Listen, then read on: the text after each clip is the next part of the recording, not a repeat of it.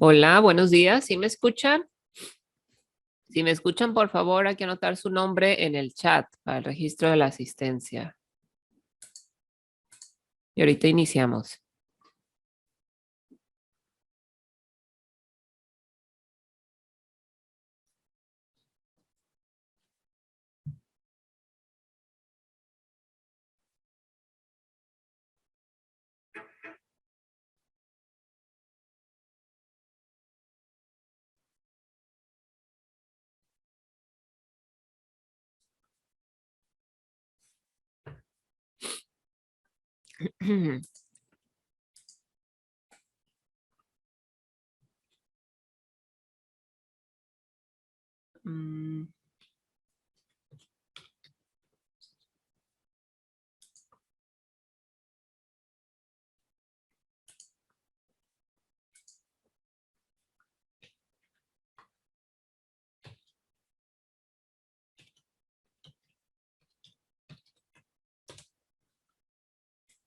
Mm, mm, mm.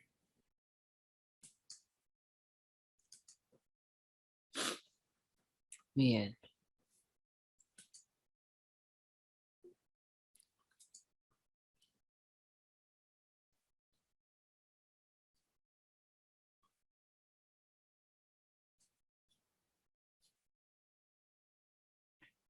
Bien, vamos a iniciar entonces.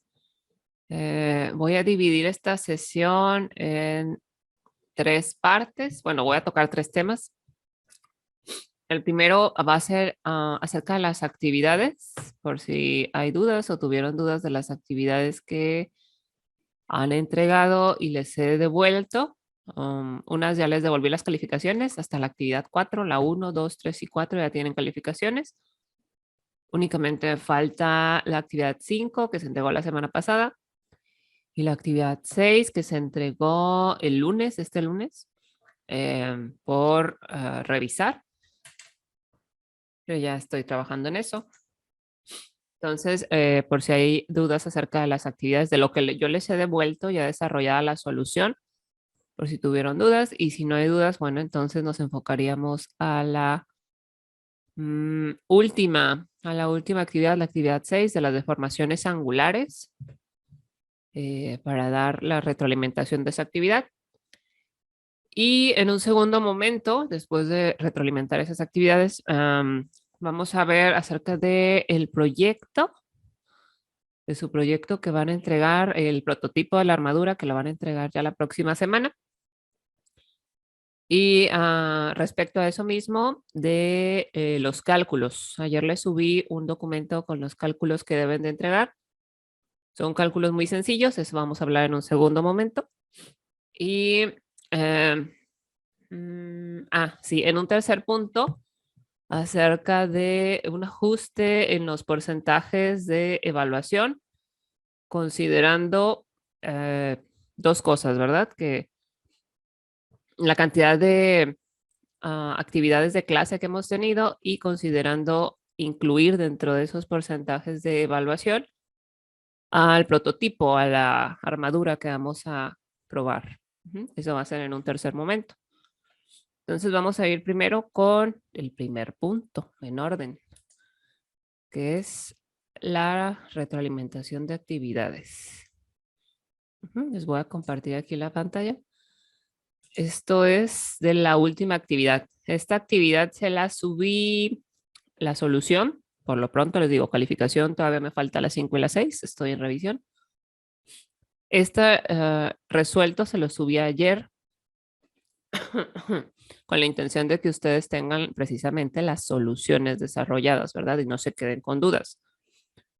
Y vamos entonces a revisarlas un poquito por si hay algo que no quedó claro. Acá está. Les decía en clase que con ustedes, cuarto A, la cosa fue que el examen nos quedó el lunes y los lunes precisamente era cuando se entregan las tareas. Entonces no les podía subir esta solución el domingo porque había ahí un conflicto, que todavía no le entregaban. Ajá.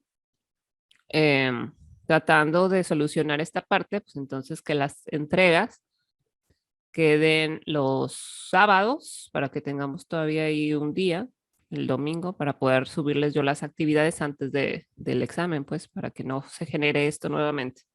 Ujú. Bueno, entonces así que queden la entrega los sábados. Igual yo les subo la actividad los lunes para que la tengan y ya la entregan el sábado. Ujú. Bueno, con respecto a esta actividad, no sé si están viendo la pantalla, es un PDF, dice ejercicios. Este es el desarrollo del ejercicio 1, precisamente de la actividad 6. Y nos decía que tenemos una placa rectangular que se deforma como un rombo, según lo muestra la línea discontinua de la figura. Ujú. Nos pide determinar, voy a dar zoom, nos pide determinar la deformación unitaria cortante promedio en la esquina A con respecto a los ejes X y Y. Ajá. Cuando nos habla de calcular una deformación unitaria cortante promedio, nos está diciendo calcula un ángulo. Calcula lo que se cerró esa esquina en radianes o lo que se abrió esa esquina en radianes. Calcula un ángulo en radianes. Esa es la traducción, ¿verdad? Y en este caso, y en todos los demás casos, pues también, debemos de tener las dos configuraciones. La configuración antes de deformarse de la placa, cómo estaba, cuánto medía, cómo estaban sus esquinas. Y la configuración una vez deformada. Ujú. Y debemos de tener ambas en el mismo diagrama, o sea, juntas, presentar las dos configuraciones de deformación. Esto para poder compararlas. Y por ejemplo, si algunas esquinas se desplazaron, como sería el caso de la esquina D y C, y nos hicieran falta aquí datos, aquí podríamos poner los datos, ¿verdad? Por ejemplo, entre D y D', que sería esta esquina superior izquierda de el rectángulo azul discontinuo, de la línea discontinua azul. Aquí ponemos la referencia, cuánto se desplazó en X y cuánto se desplazó en Y una esquina con respecto a su posición original. Ujú. Para eso nos sirve presentar los dos diagramas juntos, ¿sí? Para poder saber los desplazamientos de las esquinas. Entonces, aquí me faltó nada más indicar que esta esquina es D' y esta otra de acá sería C' y la de aquí sería B'. Las configuraciones ya, cuando le agregas la prima, es que ya se desplazó, ya no corresponde a la figura inicial, ya sufrió una deformación, ¿verdad? O ponerle otro nombre, pero ya no le pongan el mismo nombre que la esquina original, pues porque ya no está donde mismo.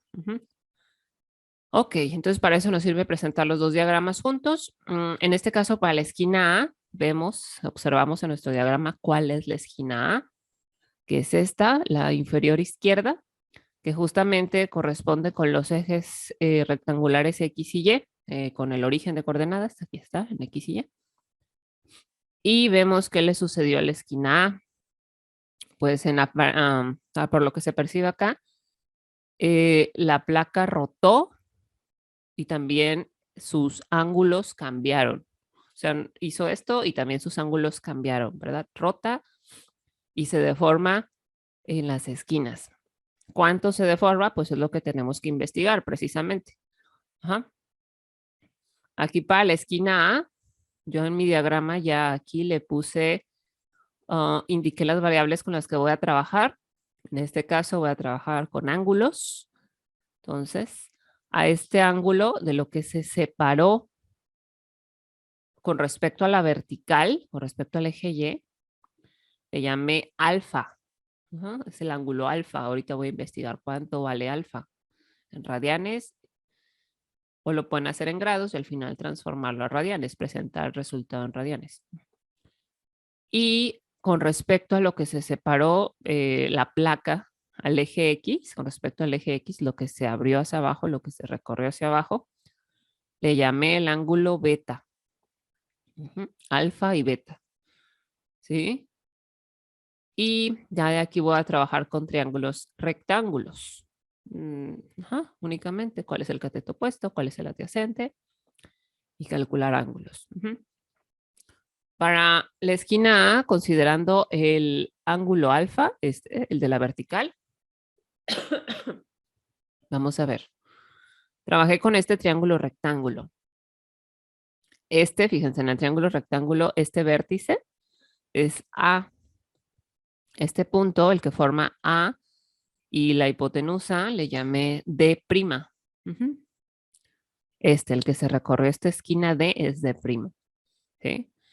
Entre D y D' hubo un desplazamiento horizontal de 2 milímetros. Acá está. En vertical no se recorrió, dice que justamente el punto quedó en esta misma línea, nada más recorrido. Al rotar, coincide en esta línea horizontal. Entonces, verticalmente no hubo ningún desplazamiento, solo hubo un desplazamiento horizontal. Y tengo mis datos.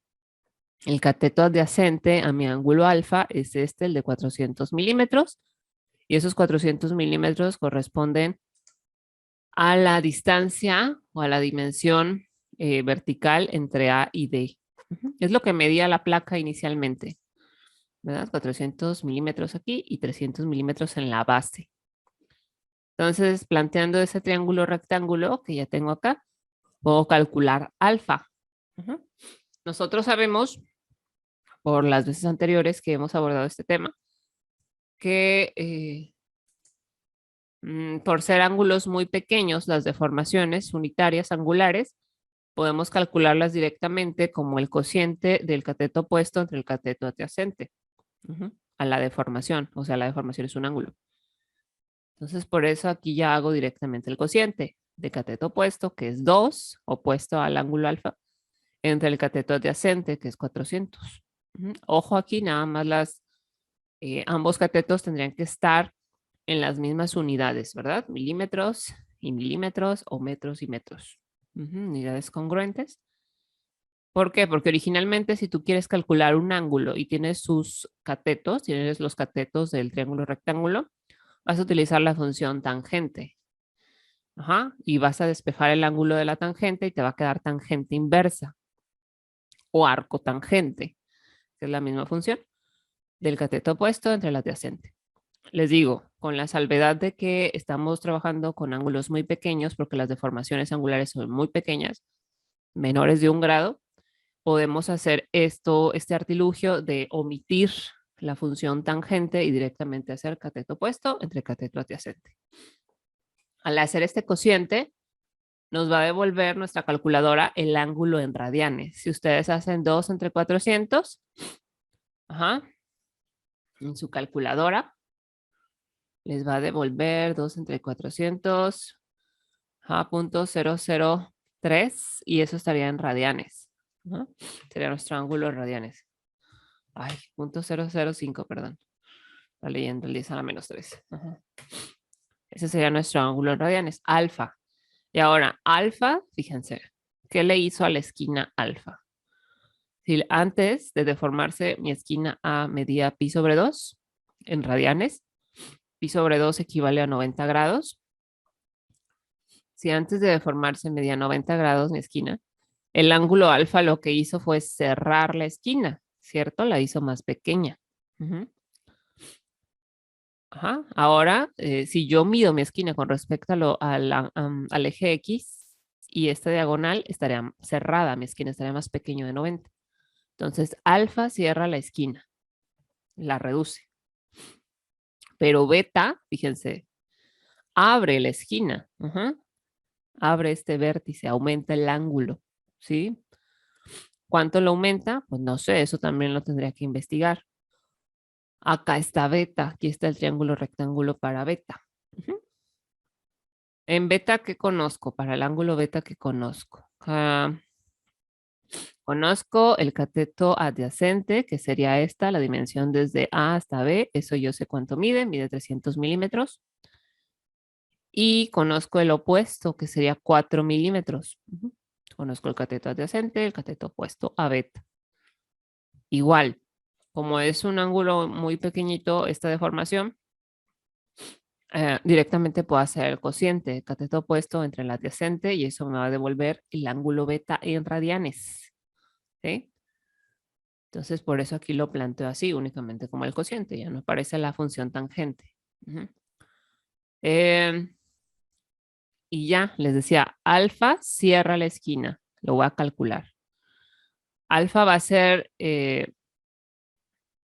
¿dónde está alfa? Ah, sí, aquí está. Para calcular teta prima en este caso va a ser el ángulo final, lo que mide mi esquina al final. Teta prima no es una deformación, teta prima es lo que mide mi ángulo al final.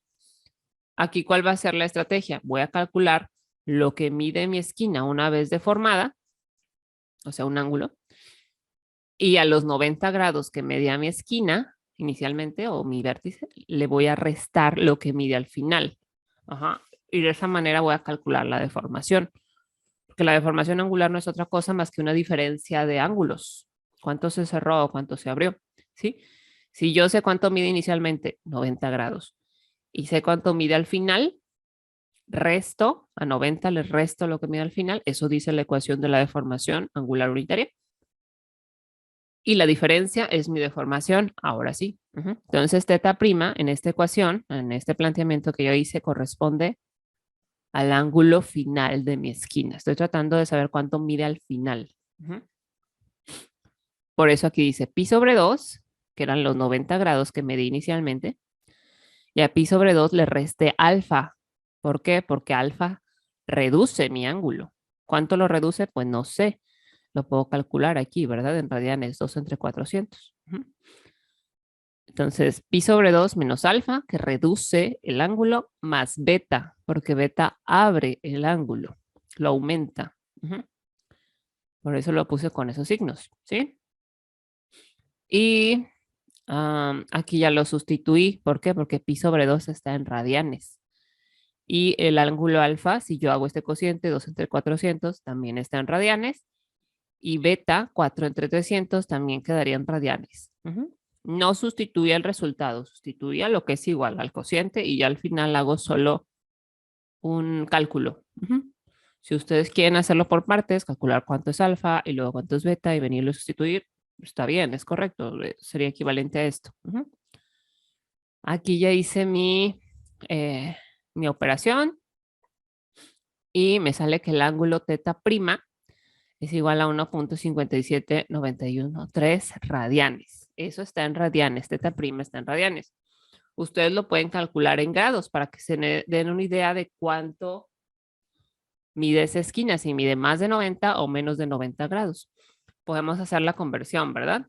Utilizando un factor de conversión, el que más les guste, puede ser pi radianes es igual a 180 grados, pi sobre 2 radianes, pi sobre 2 es igual a 90 grados o 2 pi radianes es igual a 360 grados, el factor de conversión que más les guste. Por ejemplo, aquí tenemos 1.57913 radianes. Si utilizamos el de 180, nos quedaría 180 grados es igual a pi radianes. Multiplicamos entonces esto por 180 y dividimos entre pi. Y nos sale que el ángulo, la esquina al final, mide 90.4775 grados. O sea, mide más de 90 grados. La esquina al final, una vez deformada, se abrió. La esquina mide más de 90 grados. ¿Qué se esperaría de la deformación? Pues la deformación va a ser una deformación negativa. Y aquí ya lo hice. Gamma A ya indica la deformación de la esquina A. ¿Sí? ¿Por qué la deformación va a salir negativa o por qué tiene ese signo? Porque la ecuación claramente de la deformación unitaria angular dice que a 90 grados, o sea, pi sobre 2 radianes, le restes el ángulo final de tu esquina. Si a 90 grados le restas algo más grande que 90 grados, te va a quedar negativo. Por eso las deformaciones, cuando las esquinas se abren, cuando aumenta el ángulo, son negativas.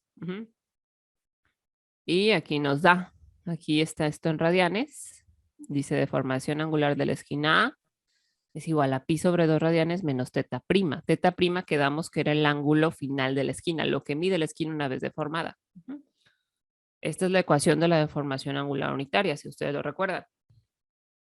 Entonces, simplemente restas, haces esta operación, todo en radianes, evidentemente, y ya te da que la deformación angular de la esquina A es de menos 0.008334 radianes. Eso es lo que se deformó la esquina A. Ajá. Que son aproximadamente, dijimos, 48 grados. Ni siquiera medio grado, ¿verdad? De deformación. Ujú. Pero ahí está. Ujú. Sí, aquí no hice la suma directa de alfa y beta, considerándolos ambos positivos o ambos negativos, porque cada uno de los ángulos hace una cosa distinta. Ajá. En este caso, alfa cierra la esquina y beta abre la esquina, ¿sí? Por eso primero calculé el ángulo final, ¿sí? Hay que ver, hay que observar, para eso nos sirven los diagramas, para observar qué está sucediendo con nuestro elemento mecánico o con nuestro cuerpo que estamos analizando, qué sucede con él. Ujú. Para eso nos sirve un diagrama. Y también nos sirve para relacionar variables. En los diagramas es importante que establezcamos cuáles son las variables con las que vamos a estar trabajando en las ecuaciones y usar esas variables en las ecuaciones para saber a qué se refiere. Ajá, cuál es beta, cuál es alfa, cuál es teta prima. Ujú. Para eso nos sirven. Para calcular, básicamente, ¿verdad? Y eso era lo que había que hacer acá en el primer ejercicio. ¿Sí? ¿Alguna duda de este primer ejercicio? ¿Algo que quieran comentar? ¿No? Bueno, vamos a seguir entonces. El segundo estaba todavía más sencillo. Siempre que hablemos de deformaciones unitarias angulares o deformaciones unitarias cortantes, nos referimos a ángulos. Ujú, ángulos. Y en radianes. Ok, acá el segundo ejercicio nos dice que tenemos una pieza cuadrada de material. O sea, al ser cuadrada, pues sus lados son iguales. Que se deforma hasta la posición que marca la línea discontinua. Nos pide determinar la deformación unitaria cortante en C. O sea, cuánto se modificó, cuánto cambió en radianes la esquina C. Ujú. Tenemos nuestro diagrama que nos presenta. Eh, tenemos la placa cuadrada de 15 por 15 milímetros de lado. Tenemos nuestros ejes X y Y, nuestras referencias. Y tenemos la configuración deformada, que son estas líneas punteadas azules. Ujú. Aquí, como les decía anteriormente, es importante señalar en dónde están esas líneas, esas esquinas, cómo quedaron desplazadas con respecto a la posición inicial. Aquí está B', que se desplazó a la derecha de B y arriba. Ujú. Aquí está C' en la esquina superior derecha, que se desplazó también a la derecha y arriba de C. Y D' nada más se desplazó horizontalmente, no se desplazó verticalmente. ¿Sí? Y de aquí, ¿qué datos nos dan? Pues dan las dimensiones iniciales, que son 15 por 15 milímetros, y nos dan, a diferencia de las otras, de los otros ejercicios, no nos dan cuánto se desplazaron las esquinas. Podemos nosotros ver que se desplazaron a la derecha y arriba por la configuración reformada. Pero en este caso lo que nos proporcionan como datos son, fíjense, el lado entre B' y C', cuánto mide al final. Ajá. Dice que mide 15.18 milímetros. Inicialmente medía 15. ¿Sí? Y también nos dan esta distancia. Esta longitud entre D' y C'.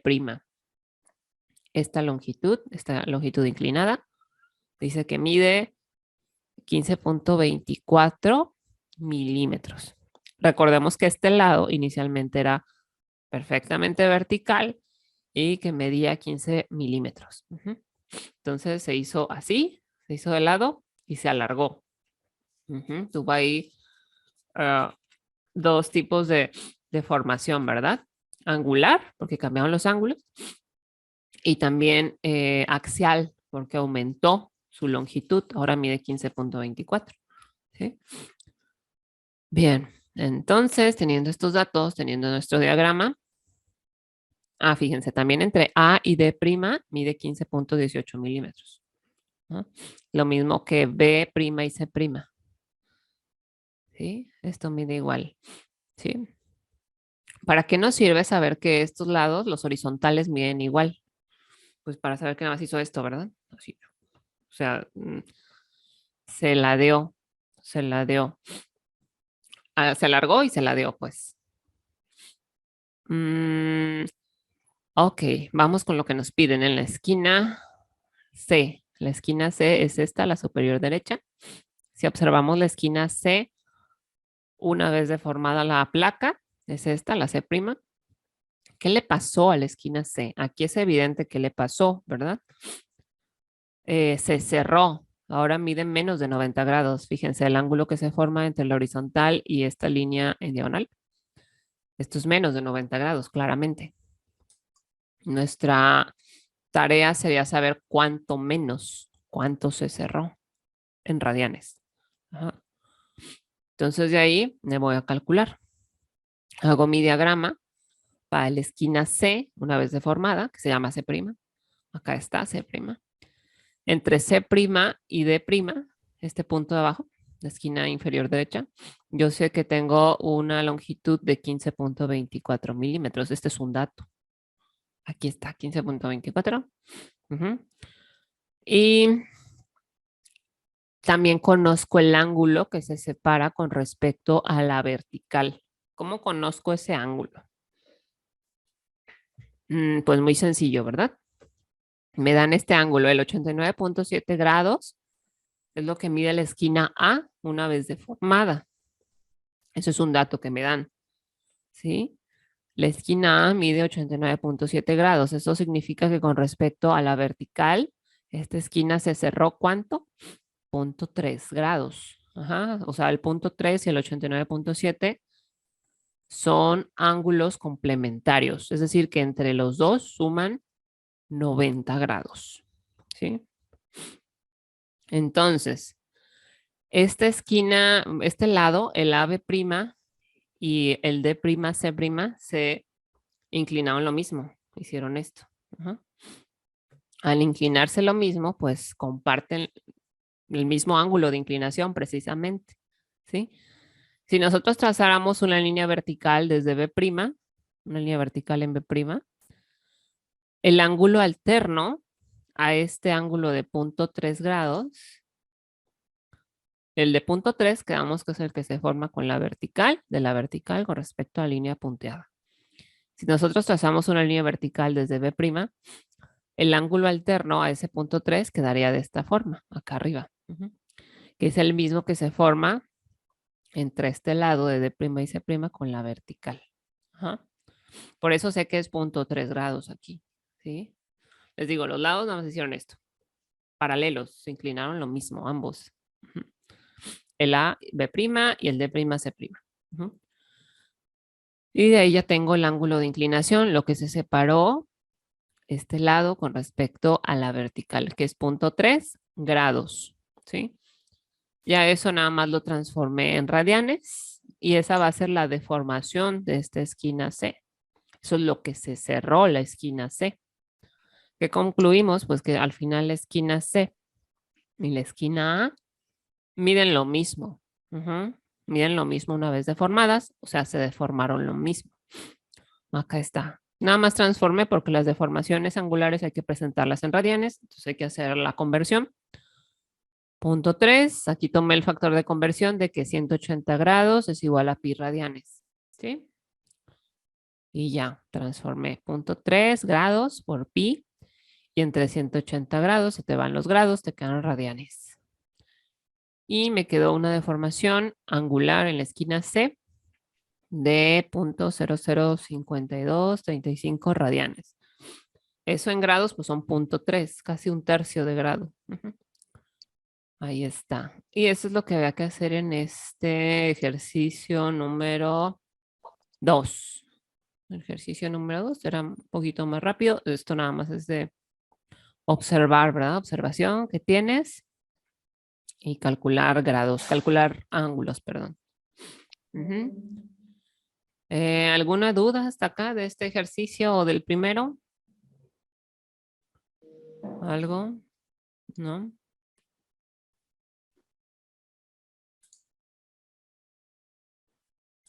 Bueno, entonces voy a dejar de compartir. Y les decía de el segundo punto, entonces vamos a pasar al segundo punto que es el proyecto, lo de su prototipo, la armadura que van a entregar la próxima semana, el jueves, me parece, sí, con ustedes es el 24, jueves 24. Esa ya se entrega y la probamos hasta la próxima semana, en 15 días, ¿verdad? Sería el 31 de marzo. Jueves 31 de marzo, cuando la aprobaríamos, pero hay que entregarla el 24, terminada.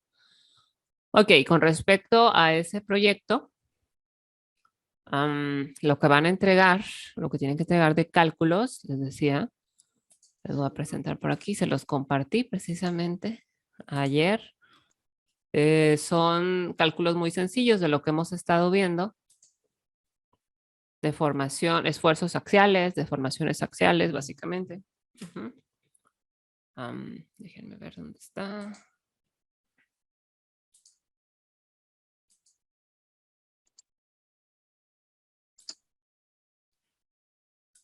Está. Cuarto.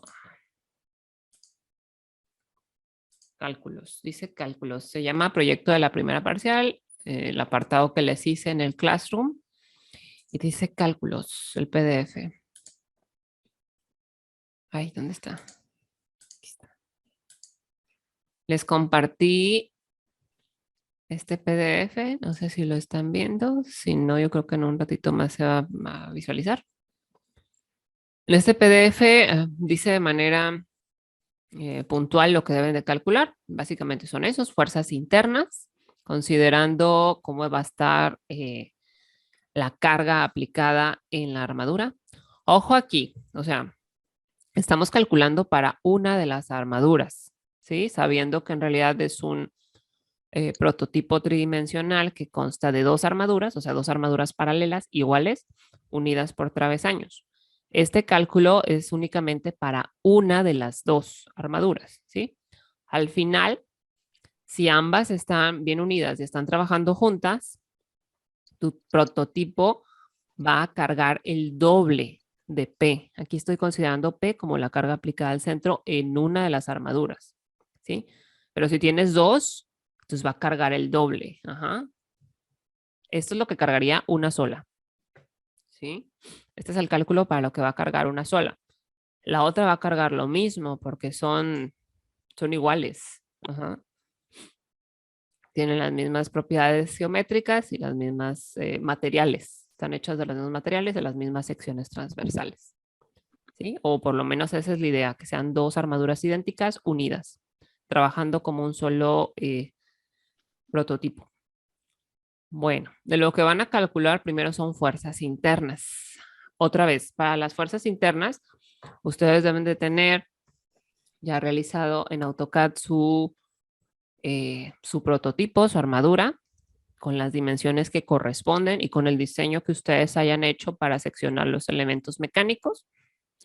Eso ya depende de cómo lo hicieron ustedes, cómo lo propusieron.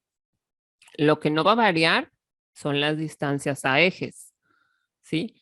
Estén unidos como estén unidos los elementos, cuando se analizan los elementos mecánicos o cuando se analiza una estructura, se analiza a ejes, las longitudes a ejes, no las longitudes físicas donde estás cortando, pues, porque los cortes, las uniones, las puedes hacer de muchas maneras, ¿sí? Lo que sí no está cambiando son longitudes a ejes. Entonces, cuando se analiza a ejes, precisamente. Yo les hice un videíto, un video de una hora más o menos, donde estoy explicando, donde explico más bien cómo hacer estos cálculos precisamente. Los pueden hacer en Excel. Si los quieren hacer un poco más automatizados, ahí está cómo se hace en Excel. Si no, pues lo pueden hacer igual a mano, si gustan. Por mí está bien, nada más hay que presentar la información como se pide, ¿verdad? Lo que se pide y cómo se pide. Aquí, otra vez volviendo al cálculo de las fuerzas internas, vamos a considerar una carga unitaria, en este caso yo le llamé P a la carga, llámenle como quieran, aplicada al centro del claro. Eso es una armadura de techo, una armadura triangular, y que va a estar simplemente apoyada. O sea, la forma en que está apoyada también influye en las fuerzas internas. Tanto cómo está cargada, dónde está aplicada la fuerza, como cómo están los apoyos, en dónde está apoyada, ¿sí? En este caso va a estar apoyado únicamente en los extremos del larguero inferior. Yo le llamé aquí al nodo izquierdo, le llamé A, y al que está justo en el otro extremo le llamé el nodo G. Lo primero que hay que hacer acá, antes de calcular, es asignar nombres. Vamos a asignar nombres o identificaciones a los nodos. Primero, a los nodos. Yo en este caso los nombré en sentido horario. Fíjense, este es el nodo A, iniciando por la izquierda. B, C, D, E, F, G, H, I, J, K y L. Sentido horario. Los nombres de los nodos están asignados por letras mayúsculas. Y los nodos son donde convergen, donde se unen, donde salen, donde coinciden, donde concurren, es la palabra técnica, donde concurren elementos mecánicos.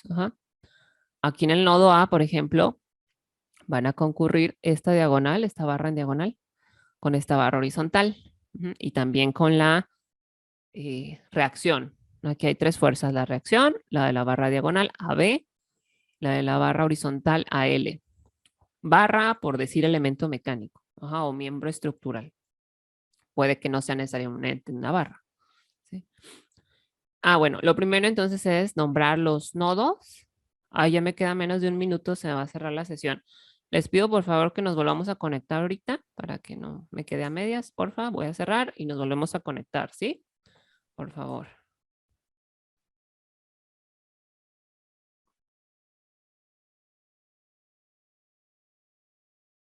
A ver.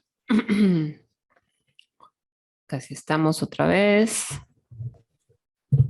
Ya casi terminamos, ya nos falta poquito.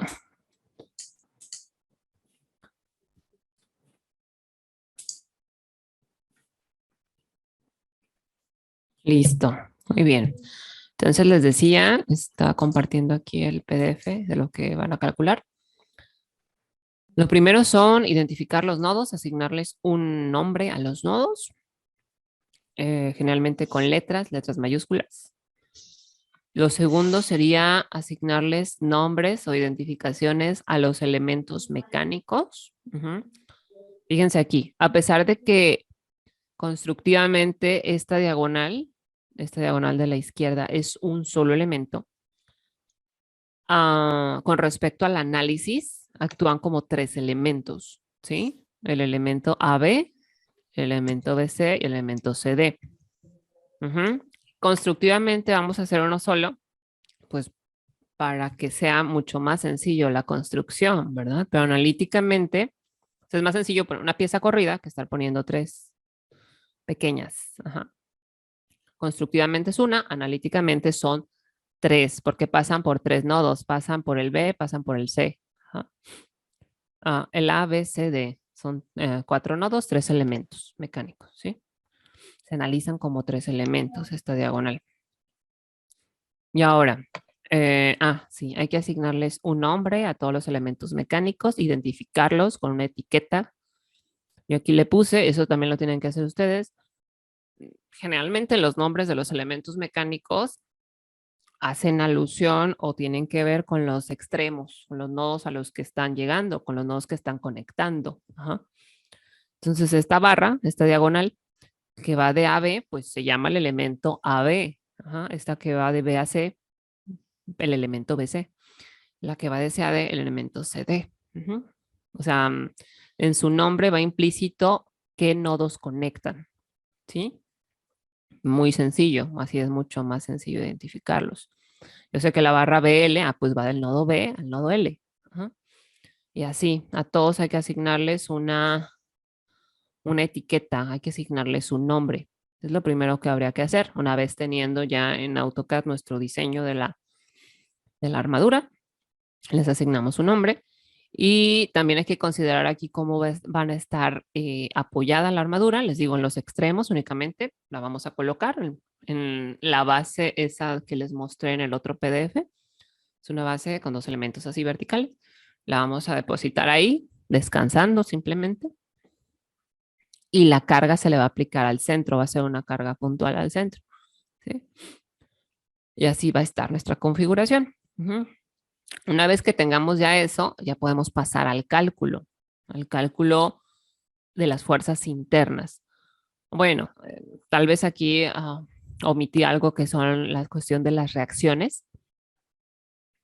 En A y en G vamos a tener dos fuerzas verticales, ¿sí? Los apoyos, esas cosas que están en la base, impiden que la armadura caiga, precisamente la están deteniendo. Y cuando tú le vas aplicando carga al centro, ellos se siguen oponiendo. ¿Cuál es esa fuerza de oposición? ¿Cuál es esa reacción que vas a tener en tus apoyos? Pues la carga que le apliques, la mitad, se hace sumatoria de fuerzas en Y, vas a llegar a que la fuerza vertical en A más la fuerza vertical en G tienen que ser igual a ¿qué? Sumadas tienen que ser igual a la carga que se aplica. Dicho en otras palabras, a cada una, por simetría, condiciones de simetría, tanto de geometría, porque estamos de acuerdo que en esta armadura es simétrica, o sea, mide lo mismo del lado derecho que del lado izquierdo, tiene la misma configuración. Por simetría, o sea, podemos llegar a inferir que ambas reacciones, la de A y la de G, cargan la mitad, cargan lo mismo y cargan la mitad cada una de la carga aplicada. Eso te dice, de hecho, tu sumatorio de fuerzas en Y, fuerzas verticales. Te dice F a Y más F G Y va a ser igual a P. Ya si haces sumatoria de momentos para calcular reacciones, si haces sumatoria de momentos en A o en G, vas a despejar A o G, depende de dónde hagas momentos, y vas a llegar a saber cuánto es la magnitud de A o G, la que calcules, pues no sé dónde vayas a realizar momentos, y ya te regresas a tu ecuación, a tu sumatoria de fuerzas en y vas a llegar a esto, que ambas reacciones cargan lo mismo, o sea, son iguales, y cada una carga la mitad de la carga aplicada. Yo aquí dejé todas las fuerzas internas en función de P, ¿sí? Para que si variamos P, si cambiamos la magnitud de P, ya nos den automático la fuerza interna de cada uno de estos elementos, ¿sí? Finalmente, las relaciones de lo que están cargando cada una sigue siendo igual. La relación sigue siendo igual mientras no modifiques la condición de carga. O sea, con la condición de carga me refiero a que siga estando aplicada una sola carga puntual al centro, ¿sí? Mientras no modifiques esa condición, las fuerzas internas, lo que le toca cargar a cada una, va a ser igual. O sea, va a ser un quinto de P, un medio de P. Ok. Estando en función de P, si yo cambio P, va a cambiar automáticamente la fuerza que está resistiendo mi barra. No sé si me explico ahí. O sea, la proporción que le toca cargar va a ser la misma, ¿sí?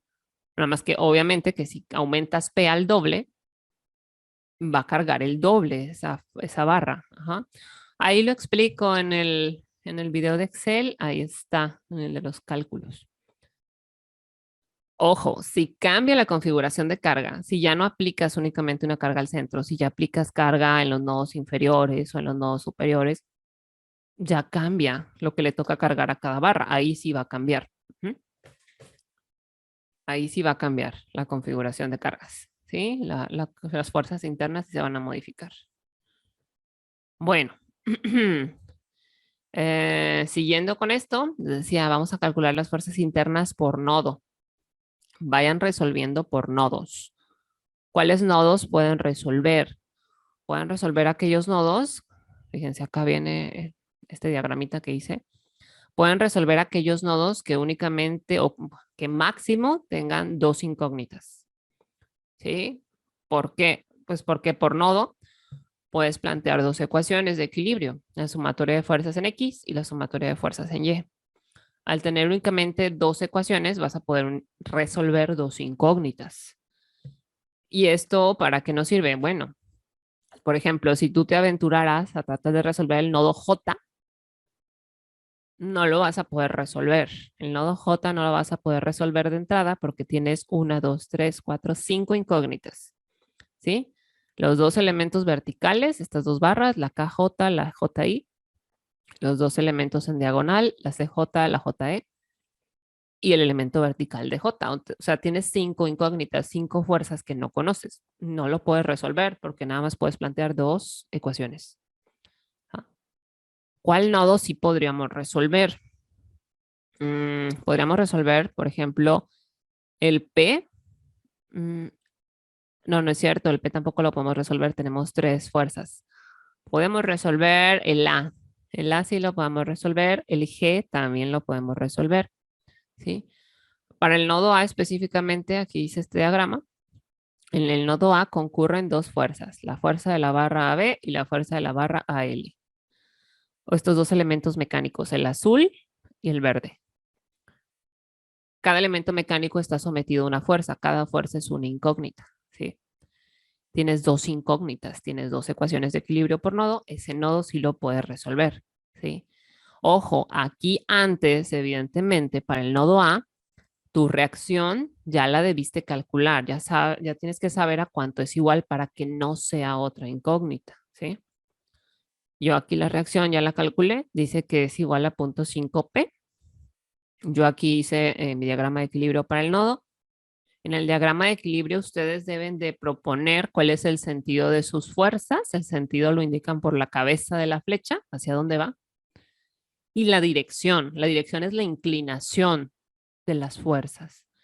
Claramente la dirección de la fuerza AL pues es horizontal, pero la inclinación de este elemento diagonal, el FAB, esa sí me tendrían que decir en el diagrama de cuerpo libre del nodo, cuál es el ángulo con respecto a la horizontal, cuál es la inclinación, o también la inclinación la pueden dar con respecto a un triángulo rectángulo, los catetos del triángulo rectángulo y la hipotenusa. ¿Sí? Eso es fácil calcularlo, es fácil saber cuál es la inclinación de toda esta diagonal azul. ¿Por qué? Porque yo sé las dimensiones de mi armadura, ¿verdad? Sé que la armadura mide en total 60 centímetros a ejes, todos los cálculos, todas las dimensiones son a ejes, ojo. Entonces la mitad de esa longitud sería 30. De A J, medido en ejes, mide 30 centímetros. Y de J hasta D, medido a ejes, mide 24 centímetros. Tengo un triángulo rectángulo de 30 por 24. Tienen sexta. 24 entre 6 es 4, 30 entre 6 es 5. Por eso aquí queda 4 quintos, ya en su simplificados, pues. ¿Ah? Y ya si ustedes obtienen la hipotenusa a partir de los catetos, recordamos que la hipotenusa es igual a ¿qué? A la suma de los catetos al cuadrado. Pues ya tienen la hipotenusa acá, sea que la dejen como raíz de algo, como en este caso la raíz no es exacta, yo la dejé como raíz de 41, o si la quieren dejar en decimales, que creo que es 6 punto y algo, raíz de 41, 6.4, 403, no es exacta, pero la pueden redondear a dos decimales. Bueno, para cada nodo quiero esas o necesitan decir eso, sentido de las fuerzas, hacia dónde están proponiendo las cabezas de las flechas, y direcciones y nomenclatura, ¿verdad? Fuerza AB, fuerza AL, esta es la reacción. ¿Sí? Para cada nodo que calculen. Yo aquí empezaría por el nodo A o por el nodo G, que son los que puedo calcular, y luego me iría desplazando.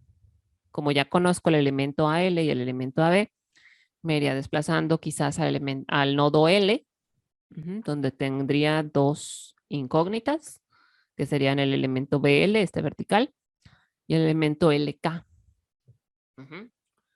Y así van resolviendo por nodos, van avanzando por nodos que puedan resolver, que tengan máximo 2 incógnitas, ¿sí? Aquí, y en el video lo menciono, por la configuración de carga, por la forma en que está aplicada la carga y dónde está aplicada la carga, hay elementos que no van a estar trabajando, o sea, no van a estar cargando básicamente, no van a estar sometidos a fuerzas. Esos elementos se llaman elementos de fuerza cero o miembros de fuerza cero, porque no cargan. O sea, sí lo tienes en tu configuración, en tu armadura, están constructivamente ahí, están en la vida real ahí, pero no cargan, no les toca cargar por la forma en que están aplicadas las cargas, ¿sí? Esto no significa que nunca vayan a cargar, no, esto significa que si le cambias dónde están aplicadas las cargas, sí puede llegar a cargar. Ujú. Por eso hay configuraciones distintas de armaduras, o sea, hay unas armaduras de techo, porque esas van a cargar en los nodos superiores, y hay unas armaduras de puente. Ajá, que esas van a cargar en los nodos inferiores, donde pasarían el tráfico, los vehículos o las personas, ¿sí? Por eso hay configuraciones distintas. Unas te convienen más que otras, por donde estén aplicadas las cargas. Ujú. Bueno, eso es para que se los menciono, porque si les salen en el cálculo o si resultan elementos que no están cargando o elementos de fuerza cero, no se asusten, o sea, sí puede pasar, eso sí pasa, ¿sí? Y obedece a la forma en que está cargada la armadura. En nuestro caso, como solamente vamos a tener una fuerza concentrada en el nodo central precisamente, varios elementos no van a estar cargando, ¿sí? En su análisis lo van a ver. No sé si en todas las armaduras, pero sí puede haber elementos de fuerza cero, a eso me refiero, ¿sí? Para que, sí puede ser, si en su cálculo resulta eso, sí puede ser. Al no haber fuerzas en los elementos, en ese elemento en particular, no va a estar sometido a esfuerzos y no va a estar deformándose, que es lo que también se pide acá en los cálculos. Yo les hice esta hoja en Excel, les digo, hay un video para que lo chequen, lo revisen y ahí dice cómo voy realizando esta hoja en Excel. Ajá, ¿sí? Tienen que tener varios datos de sus elementos antes de calcular. Deben de tener, por ejemplo, yo aquí le puse un número para saber cuántos elementos eran y no se me vaya a escapar ninguno, o sea, conté los elementos de mi armadura.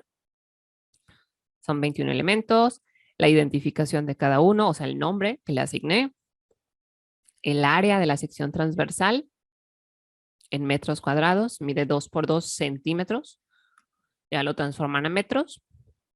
La longitud, esta longitud es medida a ejes, ojo, de eje a eje, del elemento, de nodo a nodo del elemento. En centímetros y luego ya los dividí entre 100 para que me diera metros. La fuerza también en kilonewtons. Esta fuerza P, la que está en el nodo superior, yo la consideré como 1 unitaria, 1 kilonewton. Esto se puede modificar. ¿Por qué? Porque las fuerzas quedaron en función de P. Si yo modifico P, se van a modificar en automático las fuerzas de los elementos. Y aquí decir si están en compresión o en tensión, ¿sí? Si las diagonales, si las barras y los elementos mecánicos se comprimen o se alargan. ¿Sí? Eso nos va a dar el signo. ¿Para qué nos sirve si se comprime o se alarga? Pues también para saber cómo van a ser las deformaciones, ¿verdad? Las deformaciones longitudinales. Si se alargan o si se comprimen, si se reducen las longitudes. Bueno, eso es lo que van a hacer acá, porque ya se me está terminando el tiempo. Aquí dice cómo lo van a hacer, cómo lo van a presentar. Les digo, hay un video para que lo revisen, dura 1 hora.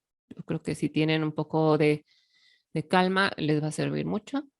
Y ese sería el segundo punto, los cálculos. Estos cálculos se entregan, pues como son relativamente pocos, o sea, es hacer esta tablita en Excel. Les digo, si la quieren calcular a mano, también pueden presentar los resultados a mano. Si no, los cálculos sí los van a hacer a mano. O sea, estos cálculos de las fuerzas internas, esos sí los van a hacer a mano. Tienen que presentar sus diagramas de los nodos y sus ecuaciones de equilibrio.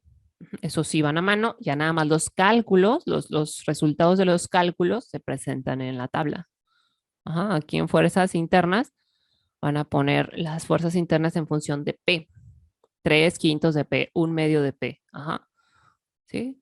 Pero cómo obtuvieron ese un medio, un quinto, eso viene de calcular nodos. Ujú.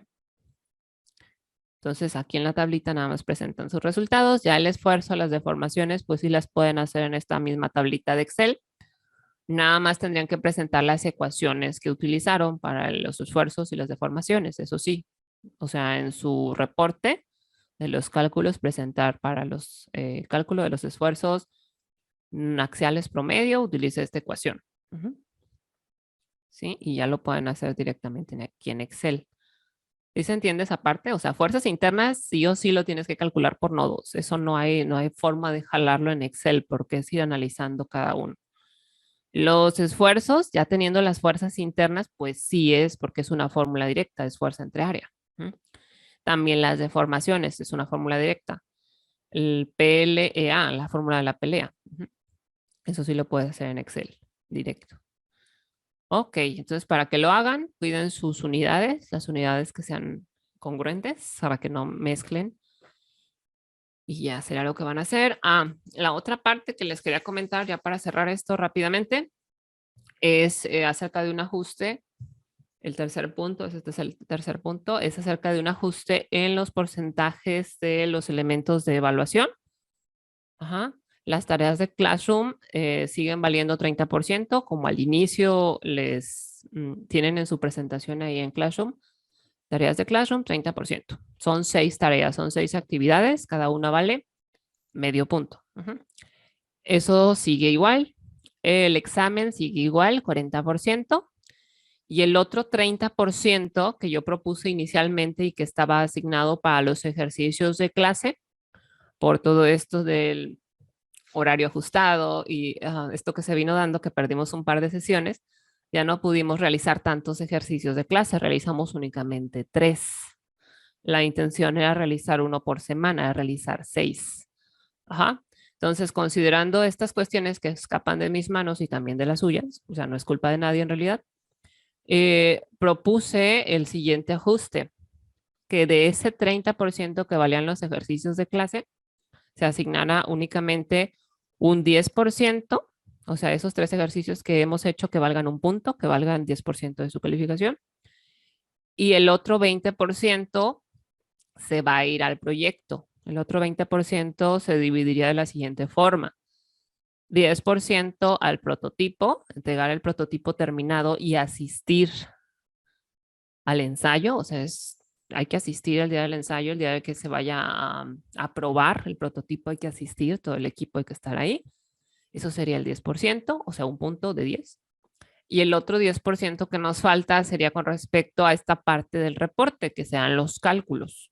Presentar desde la figura en AutoCAD, hay que hacer el diseño con sus cotas, presentarlo con su cuadro de datos, presentarlo formalmente, lo van a incluir en su reporte, presentar los cálculos, en este reporte también vienen los cálculos, los que les indico acá, los que les acabo de indicar, también con todo lo que se pide, su tabla de Excel, el desarrollo de las fuerzas internas, como lo hicieron, eso sería el otro punto, el otro 10%. ¿Sí? Entonces les digo otra vez, la propuesta es repartir el 30% que tenían los ejercicios de clase como 10, 10, 10. 10 a los ejercicios de clase, 10 entregar el prototipo terminado y asistir a la práctica y 10 al reporte. Ya con todo lo que se pide, si ustedes cumplen con todo el reporte bien, pues tendrían su otro punto, su otro 10%. Esa sería mi propuesta, les digo, considerando las situaciones que hemos tenido, que en realidad no hemos tenido los 6 ejercicios de clase, hemos tenido 3. Entonces, para no afectar, porque si nada más queda como 3 ejercicios de clase, pues cada uno estaría valiendo un punto. Entonces, sí se me hace un poco excesivo que cada uno valga un punto. Y más considerando que en el segundo ejercicio, pues nadie lo entregó. Entonces, ya de entrada, nadie tendría 10, ¿verdad? Por eso es la propuesta. Por eso es este ajuste. Sí, porque yo igual podría decir, ok, pues dejamos el ejercicio de clase como 30, como está establecido, no lo movemos. Y la armadura que quede como extra, como un punto extra, pero yo lo veo un poco más sano y más justo que quede integrado dentro del 100%. Pero ustedes díganme si están de acuerdo, si les parece o cómo les parece, qué opinan. Ujú. Sí, para yo también tener idea de si sí o no, o qué hacemos. Ah, ¿cómo les parece la propuesta del reajuste de los porcentajes?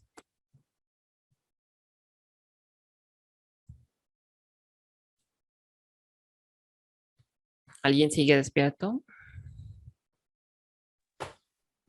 Pues de mi parte me parece bien, maestra. No hay problema. ¿Les parece bien? Bueno, ¿alguien más? O todos, bueno, considerando que si no están diciendo nada, bueno, pues tú estás de acuerdo, ¿verdad? No sé, yo así lo entendería. Sí, bueno. Entonces, eso era lo que les quería decir. Ya hasta aquí cierro mi sesión porque ya son 9:07 y tienen otras clases. Nos vemos entonces mañana. Mañana vamos a hacer otro ejercicio de clase para que, o sea, que entra dentro de esta parcial para que sean 4.